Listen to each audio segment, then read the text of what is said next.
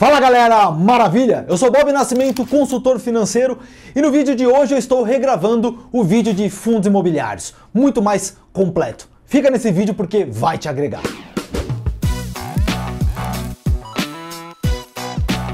Antes de mais nada, eu peço que você se inscreva no canal, clique no sininho para ser avisado dos próximos vídeos e bora para essa resenha maravilhosa. Um dos ativos que caiu no gosto do brasileiro que investe em renda variável são os fundos imobiliários ou os FIIs. Os fundos imobiliários investem de forma direta ou indireta em imóveis ou em títulos e valores que representam dívidas do setor.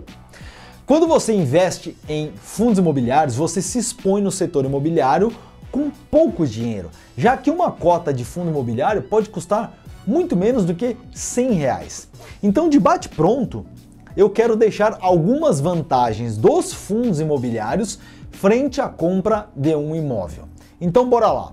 Primeira diferença: ter acesso a imóveis que isoladamente você não teria acesso. Exemplo, lajes corporativas com valor acima de 4, 5 milhões de reais. Quer um exemplo? As torres do Rocha Verá, localizado numa área nobre próximo do Shopping Morumbi. Sim, você pode ter uma exposição e receber um percentual dos aluguéis dessas torres.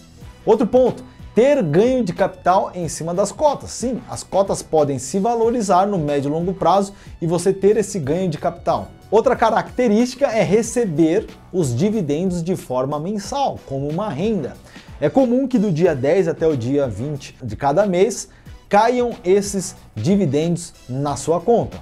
Outra característica: não ter dor de cabeça para administrar os imóveis, já que existe uma administradora e uma gestora que fazem isso por você. Então eu digo isso porque se você não tem expertise na gestão e nem quer ter dor de cabeça, nada melhor do que você delegar isso para quem é bom, para quem é profissional. Aqui eu cito duas gestoras, por exemplo, que eu gosto muito. Uma é a Credit Suisse e a outra é a Kinea, de um braço do Itaú.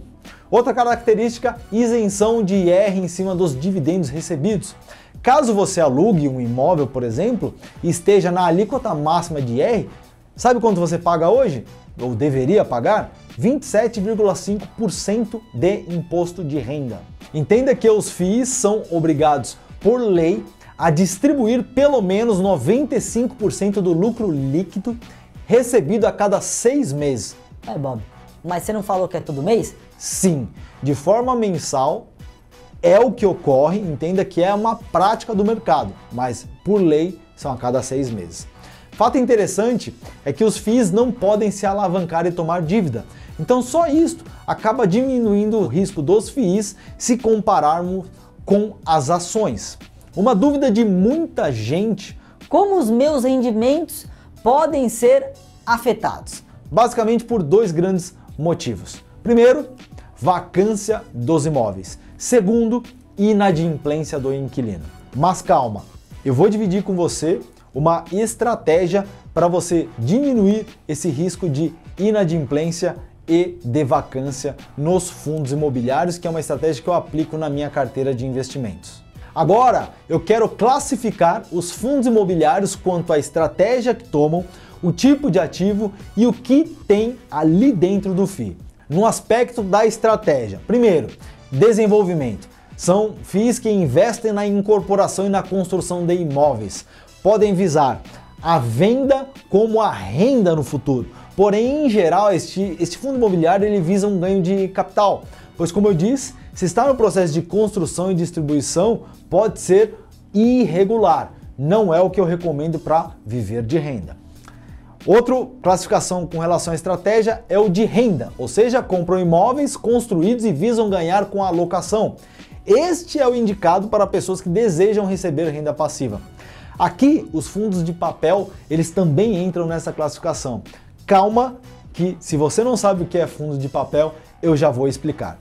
E a última classificação de estratégia é o híbrido, que nada mais é do que a estratégia meia calabresa, meia mussarela, um pouco de cada.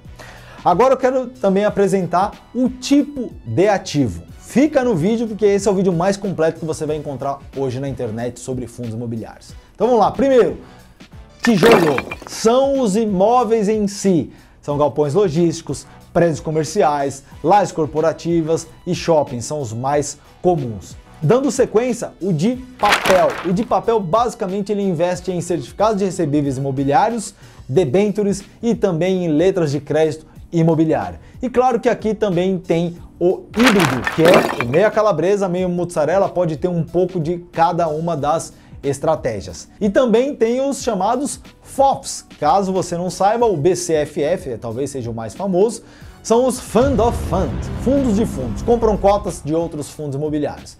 Eu no Bob não sou muito chegado, pois você terá 2 taxas de administração. Então, enfim, fica a teu critério. Agora vamos falar sobre atuação ou segmento. Nicolas, coloca mais sei lá o que. Coloca aí, né? Coloca aí, né? Se quiser.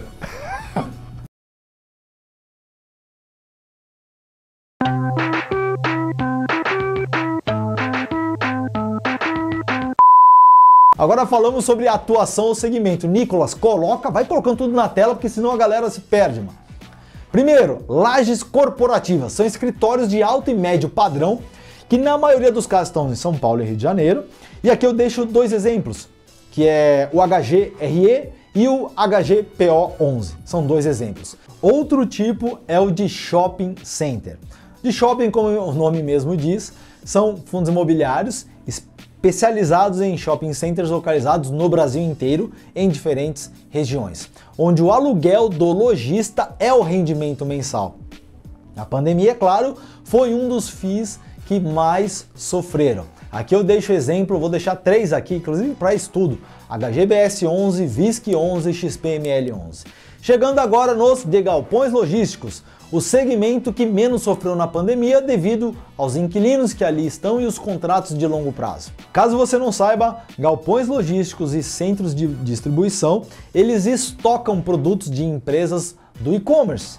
Por exemplo, uma Lojas Americanas, Submarino, entre outras empresas. E aqui eu deixo alguns exemplos caso você queira estudar: HGLG 11, GGRC 11, XPLG 11. Qual a recomendação, Bob, que você comentou lá atrás para diminuir o risco? Nos FIIs, com a estratégia de renda e tijolo, eu sigo uma regra que é do fundo imobiliário ter vários imóveis, vários inquilinos e em várias regiões. Então é o chamado multi, porque isso diminui a chance de vacância e inadimplência. Eu hoje, Bob, recomendo você começar com fundo de tijolo e de renda e que tem essa regra multi. E aí, conforme você vai estudando, você vai se tornando um investidor melhor. Então veja, por exemplo, o que ocorreu com o fundo imobiliário XPCM, que é um monoimóvel, ou seja, só tem um imóvel, e tinha a Petrobras como inquilino e decidiu sair. Olha esse gráfico aqui. História triste para contar. Então, se proteja desse tipo de fundo imobiliário. Já na questão dos fundos de papel, eu confiaria em boas gestoras, até porque os ativos, os certificados de recebíveis imobiliários, são complexos de se entender e demandam muito tempo, e você precisa focar no teu trabalho. Beleza, Bob. Tem mais de 400 FIIs hoje no Brasil. Por onde eu começo? Volto a dizer, eu, Bob, começaria pelos fundos de tijolo e de renda, pois são os mais palatáveis. E aqui eu deixo 10 para estudo, dos quais eu tenho em carteira e já estudei e que, se vier a te agradar, você pode inseri-los na tua carteira. São eles: KNRI 11, HGLG 11, HGBS 11, HGRE 11, GGRC 11, XPLG 11, XPML 11, VISC 11, VILG 11, HGRU 11. Tem outros bons, mas comece estudando por esses daí. Como comprar cotas de fundo imobiliário. Aqui neste vídeo você tem um exemplo de como comprar, mas saiba que você terá que ter um cadastro em uma corretora e acessar o home broker para efetuar a operação. Viver de renda versus acúmulo de patrimônio. Aqui eu deixo claro o seguinte: para quem tem uma grana e deseja viver de renda e irá montar uma carteira para tal, os valores cairão no saldo da conta e você poderá fazer uso. Simples assim, com 0 de imposto de renda. Para quem está na fase de acúmulo, é extremamente importante você reinvestir os dividendos, pois caso você não faça isso, você está dando um tiro no pé, já que o rendimento, o lucro do fundo imobiliário está sendo distribuído mês a mês para você. Compreende? Uma diferença que você irá notar nos fundos de tijolo é que eles lhe darão um dividend yield, um aluguel menor do que o fundo de papel.